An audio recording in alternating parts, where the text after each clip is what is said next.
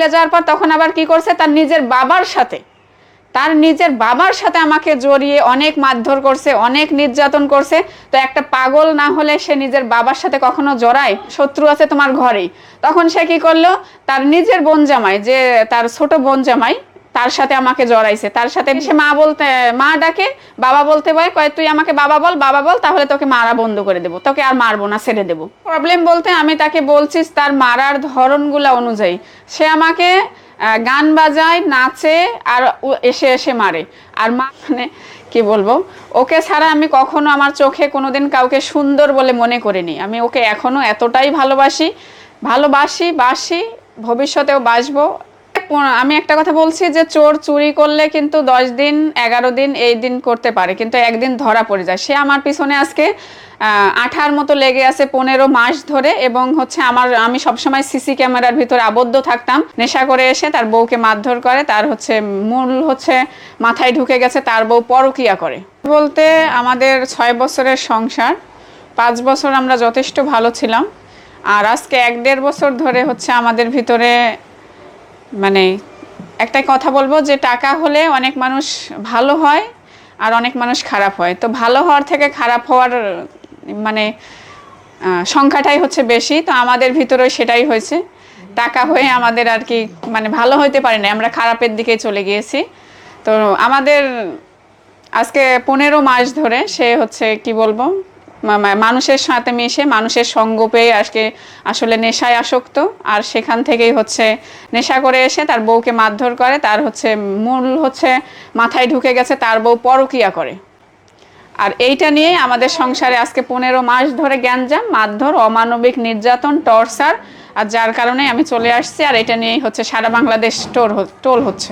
আমি একটা কথা বলছি যে চোর চুরি করলে কিন্তু 10 দিন 11 দিন এই দিন করতে পারে, কিন্তু একদিন ধরা পড়ে যায়। সে আমার পিছনে আজকে আঠার মতো লেগে আছে 15 মাস ধরে, এবং আমি সবসময় সিসি ক্যামেরার ভিতরে আবদ্ধ থাকতাম, তারপরও আমার কোনো সে প্রমাণ পায়নি। যদি পাইতো, আমি তো নিজেই বলছি যে যদি কোনো দিন আমার হাতে একটা গোপনে ফোন পাও, গোপনে কোনো আইডি পাও, গোপনে কোনো কিছু আমার পাও, তোমাকে বলতে হবে না, আমি নিজেই তোমার পায়ের সামনে দাঁড়াবো, তুমি আমাকে যা ইচ্ছা তাই করো।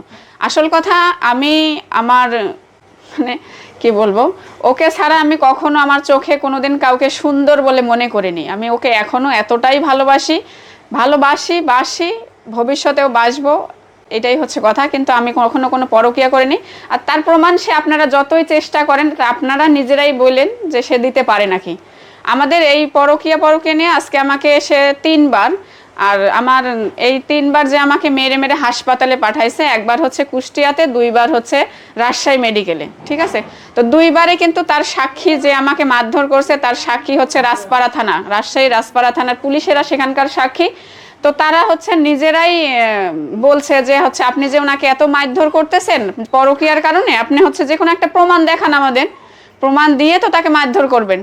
সে কখনোই কোনো প্রমাণ দিতে পারে না। যখন সে মানুষ তাকে বলে যে প্রমাণ দেন, তখন সে বলে আমি এমনিই তাকে সন্দেহের বশে মারছি। তো সন্দেহের বসে তো এরকম একটা মানুষকে সবসময় মারা যায় না। প্রবলেম বলতে আমি তাকে বলছি তার মারার ধরনগুলা অনুযায়ী সে আমাকে গান বাজায়, নাচে, আর এসে এসে মারে। আর মারার ধরন, একটা মানুষ তো যখন ছেনসে থাকে, মানুষকে 2-4টা চড়থাপ্পড় দিয়ে চলে যায়, সে এমনভাবে আমাকে মারে যে আমাকে মানুষ মারতেছে না, সে গরু ছাগল মারতেছে।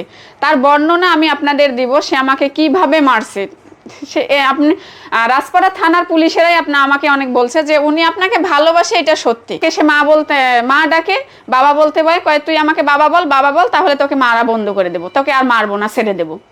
তো এগুলা তো একটা পাগলেরই কথা। আর যে বাপের সাথে, নিজের বাপের সাথে আমাকে জড়াই দেয়, ঠিক আছে। আগে বলতো সে আমার বয়ফ্রেন্ড আছে চারিদিকে, দেশের যে কোনো প্রান্তে আমার বয়ফ্রেন্ড আছে। তখন কোনো এক লোক তাকে বলছে যে উনি তো একজন সেলিব্রিটি মানুষ, উনি যদি বাহিরে পরকিয়া করে, কারোর সাথে কথা বলে, তো নিশ্চয়ই সেটা অনলাইন জগতে আসবে, ভাইরাল হবে, সেটা বাইরে কখনো করতে পারবে না, তোমার শত্রু আছে তোমার ঘরেই। তখন সে কি করলো, তার নিজের বোন জামাই, যে তার ছোট বোন জামাই, তার সাথে আমাকে জড়াইছে। তার সাথে ভিডিও আপনাদের আমি দেখাবো প্রমাণ সহকারে।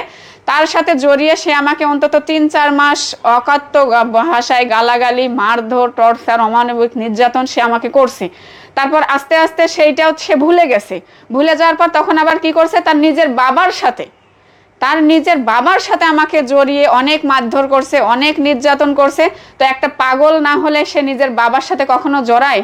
আমি বলছি তোমার আল্লাহর দোহাই লাগে এগুলা কখনো বইলো না, বাবার সাথে এগুলো কখনো সম্ভব না। তুমি যাকে বাবা ডাকো আমিও তাকে বাবা ডাকি, শ্বশুর মানে তো সে বাপ, আমিও তাকে বাবা ডাকি, এগুলা বলি না। সে বলে কি এটা হচ্ছে জাহিলি যুগ, এই যুগে সবই সম্ভব। মানে তার শেষ কখনো সেন্সই থাকে না। আমি সেজন্যই তাকে সাইকো বলছি।